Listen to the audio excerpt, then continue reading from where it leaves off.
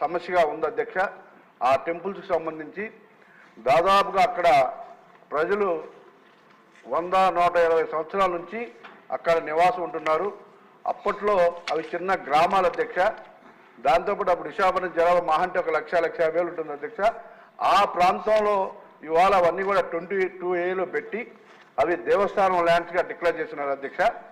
మరి ఇవాళ అక్కడ ఏదో చిన్న రిపేర్ చేసుకోవాలన్నా, ఆ ఓల్డ్ అపార్ట్మెంట్లు కన్స్ట్రక్షన్ మళ్ళీ చేసుకోవాలన్నా, లేకపోతే ఏ చిన్న పని చేసుకోవాలన్నా కూడా చేయనట్లేదు అధ్యక్ష. అక్కడ ఏదన్నా పిల్లల చదువుల కోసం లోన్స్ పెట్టుకోవాలన్నా, లేకపోతే ఏదైనా బ్యాంక్ లోన్స్కి వెళ్ళాలన్నా, ఏ సమస్య ఉన్నా కూడా వాళ్ళకి అవి నిరుపయోగంగా ఉన్నాయి అధ్యక్ష. దయచేసి మీరు ఈ సమస్య మీద మీకు కూడా ఒక అవగాహన ఉంది కాబట్టి ఈ సమస్య మీద ప్రధానంగా ఇది మేజర్ సమస్య అధ్యక్ష.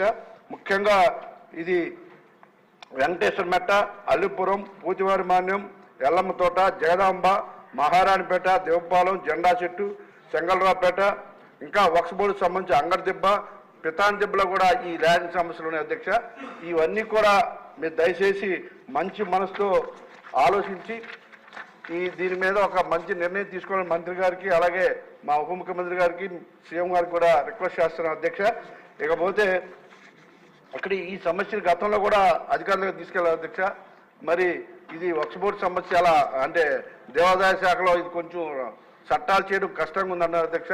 మనం కూడా దేవుని దగ్గరికి వెళ్ళి ప్రజలు బాగుండాలి, మనం బాగుండాలి అనుకుంటాం కదా. ప్రజల కంటే కూడా ఇది కాదు కదా అధ్యక్ష.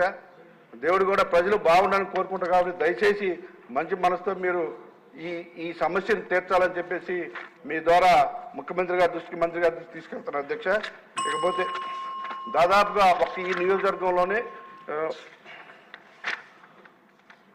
19 ఎకరాలు ఉంది అధ్యక్ష. 19 ఎకరాలు అంటే మీకు ఆ ఓల్డ్ సిటీ గురించి తెలుసు అధ్యక్ష. దాదాపు 1,50,000 మంది ఈ సమస్యతో సఫర్ అవుతున్నారు అధ్యక్ష.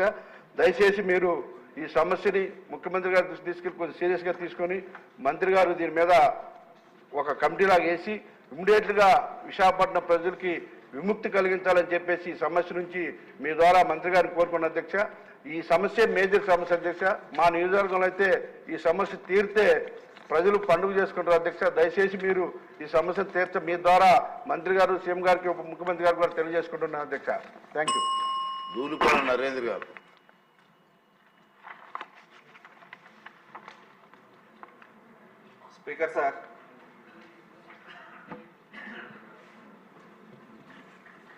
స్పీకర్ సార్, గౌరవ మంత్రి గారు వారి సమాధానంలో అనుబంధ దీనిలో చెప్పారు అధ్యక్ష, ఏదైతే ఎండోమెంట్ ల్యాండ్స్ ఏవైతే ఉన్నాయో రిజిస్ట్రేషన్లు 22A కింద నిషేధించబడినాయి అని చెప్పి.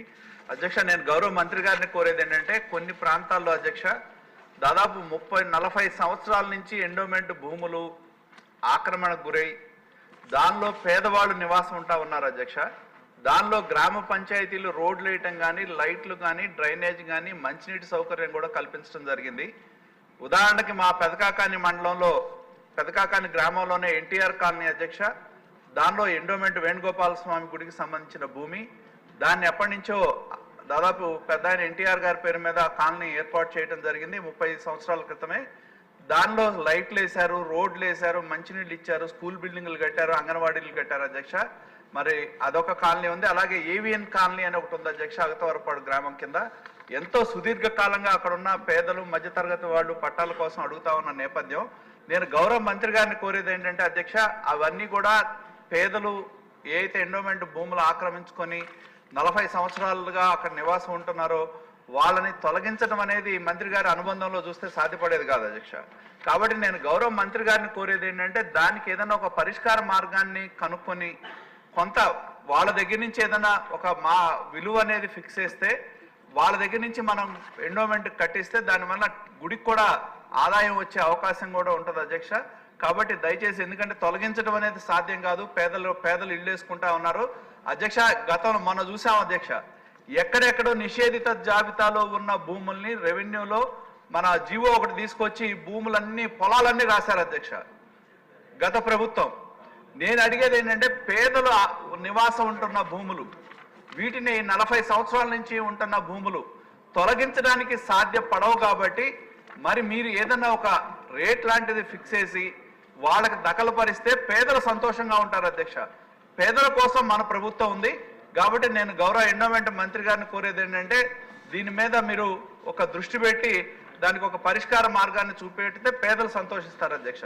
దయచేసి ఆ విధంగా నిర్ణయం తీసుకోవాలని చెప్పి మేము మంత్రి గారిని డిమాండ్ చేస్తా ఉన్నాం. గౌరవనీయులు సరితారెడ్డి గారు